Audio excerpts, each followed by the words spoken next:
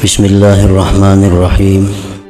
Satu sifat yang disukai oleh Allah Subhanahu wa Ta'ala, satu sifat yang bila mana kita bersifat tawadhu, Allah akan tinggikan derajat kita baik di dunia apalagi di akhirat. Dan sebaliknya, bila mana kita tidak bersikap tawadhu, Allah akan merendahkan derajat kita baik di dunia maupun di akhirat. Laisa tawadhu kaman jalasa fi wara'il majlis wa ra'a annahu yastahiqqul julus fi sadril majlis, walakin tawadhu man jalasa fi wasatil majlis wa ra'a annahu yastahiqqul julus fi wara'il majlis. Bukanlah tawadhu seperti orang yang duduk di belakang suatu majelis, namun dia beranggapan bahwa dia sebenarnya berhak duduk di depan majelis. Itu bukan tawadhu. Duduk ketujuh di belakang, tapi di hati ini ada, di hatinya ada, aku ini sebujurnya patut saja bang duduk juga di muka, cuma aku hendak di belakang aja. Nah, itu kada tawadhu. Itu kada tawadhu. Karena dia masih beranggapan bahwa dirinya itu berhak duduk di muka.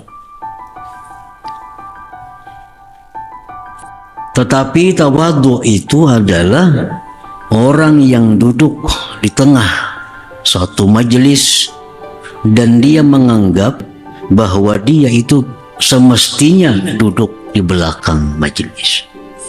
Itu tawadhu.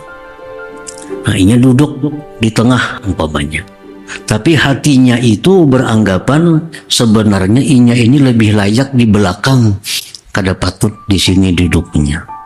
Nah, itulah orang yang tawadhu. Nah, para muhibbin rahimakumullah. Jadi bukanlah tawadhu orang yang bila mana dia bersikap tawadhu, dia menganggap bahwa dia itu di atas daripada yang dia kerjakan. Tetapi tawadhu itu orang yang bila mana tawadhu, dia beranggapan bahwa dia itu di bawah daripada yang ia kerjakan. Contohnya ya seperti tadi. Nah, jadi orang yang duduk di belakang, orang yang duduk di tengah belum tentu tawadhu. Belum tentu tawadhu. Orang yang duduk di muka, orang yang duduk di depan bukan berarti orang itu takabur.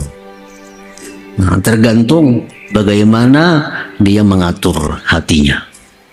Duduk di belakang duduk parak sandal.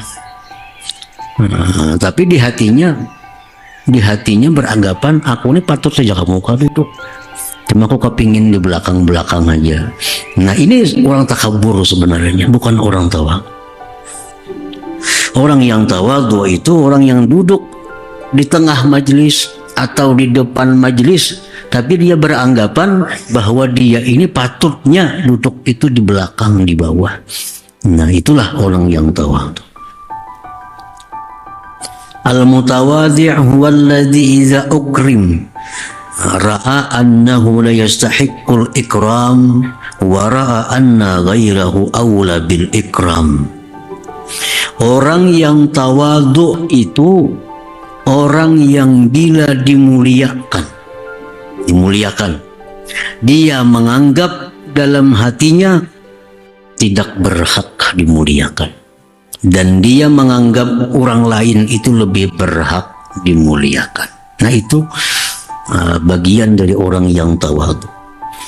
Bukan berarti inya kada mau dimuliakan, bukan berarti menolak dimuliakan. Dia mau dimuliakan orang untuk menyenangkan hati yang memuliakannya, tetapi dalam dirinya beranggapan sebenarnya inya ini kada berhak untuk dimuliakan. Banyak yang lain yang lebih berhak dimuliakan daripada dirinya. Nah, itu orang yang tawadhu. Ia mau dimuliakan karena menyenangkan hati yang memuliakannya. Nah, menyenangkan hati yang memuliakannya. Mau dimuliakan. Walaupun hatinya berkata, aku ini sepatutnya kada berhak dimuliakan. Masih banyak yang lain yang berhak dimuliakan. Nah, itu adalah bagian daripada tawadhu. Misal datang ke rumah orang, nah, dibukakan orang sudah hambal di sini, sedang duduk nih, kan orang memuliakan kita nih. Kita duduki orang senang.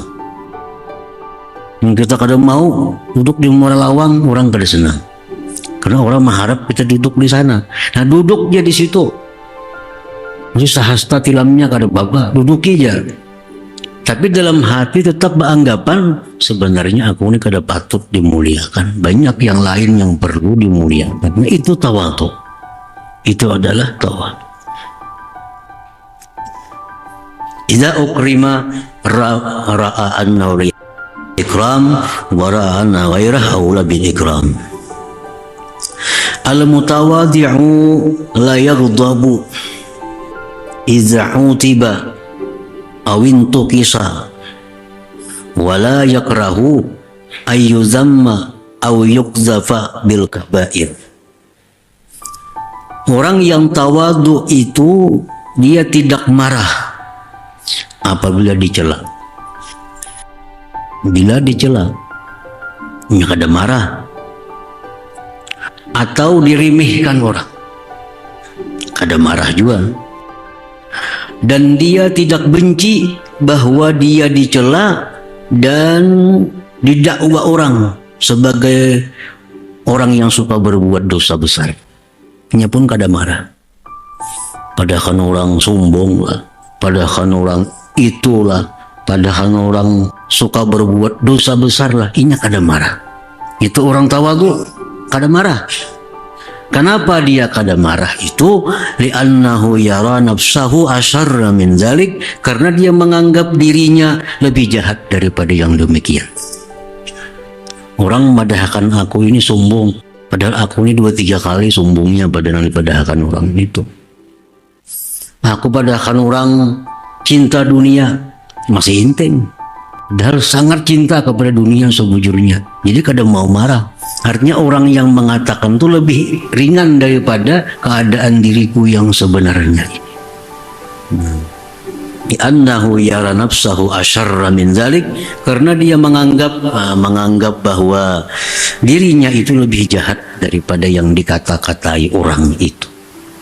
Bila kita menganggap bersih, nah sedikit aja orang menyinggung maupun kesarik aja. Kita menganggap diri kita ini bersih, diri kita ini tapi berdosa. Padahal orang kita yang kada bagus kalau sarik saja kita. Coba kita anggap bahwa kita ini orang yang paling hina, orang yang paling banyak dosa. Padahal orang apa? Kita kada marah. Nah, itu adalah bagian dari buahnya tawadhu. Wala yakrahu ayyuzamma aw yuqzafa bil kabair, dan dia tidak benci dicela, dikatakan orang berbuat dosa besar. Kada benci, karena dia menganggap dirinya itu lebih jahat dari yang demikian perkataan orang itu. Al-mutawadhi' la yahrisu ala ayyakuna min indin nas qadrun wajah. Orang yang tawadhu itu dia tidak ingin atas bahwa adalah dari sisi manusia itu pangkat dan kedudukannya. Ini kada ingin bahwa orang itu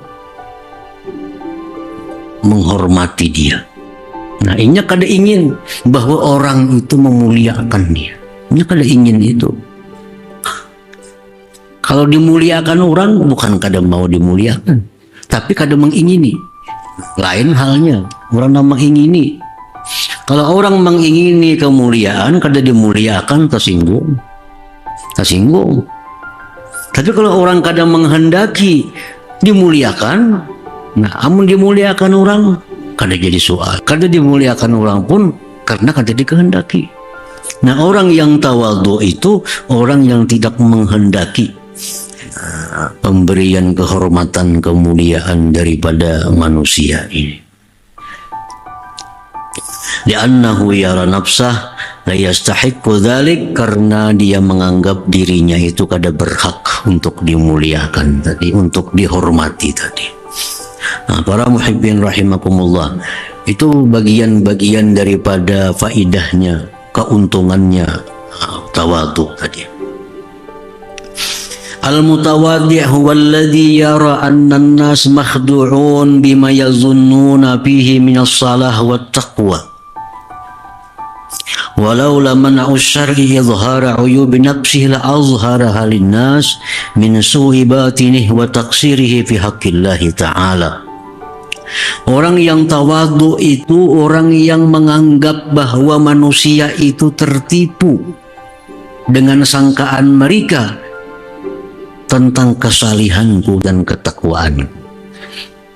Orang tawadhu itu orang yang menganggap bahwa orang lain tertipu, melihat aku ini pina salih kelihatannya, pina takwa, tertipu mereka itu.